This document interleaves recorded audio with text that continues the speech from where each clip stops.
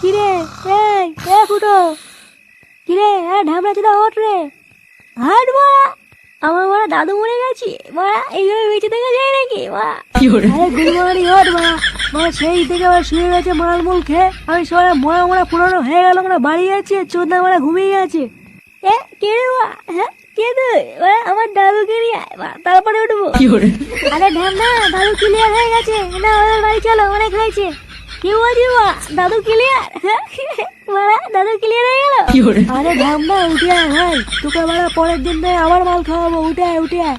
এইসব পরে হবে মা, আগে বল রাতে কি হচ্ছে, মেনু কি? দেখেছি মা, এইসব মাথা দেখে নিয়ে কি বলতে হয় বলতো? মানে 2 ঘন্টা হয়নি এখনো বুড়ো মরেছে, আর চোদ্দা এখনই বলছে মেনু কি? হ্যাঁ কেন মা, ভুল কি বলেছি? হ্যাঁ মা, বুড়ো গেছি তো গেছি, তাই বলে কি শ্রাদ্ধ খাবো নাকি? হ্যাঁ যাই হোক, বেশি কথা বলাবো না, হয় আমার দাদুকে নিয়ে, নাহলে ওরা বল মেনু কি হচ্ছে। ও বলতে না, এই মালটাকে তুলে নিয়ে চলো, নাহলে আজকের বাড়ি যাবে না।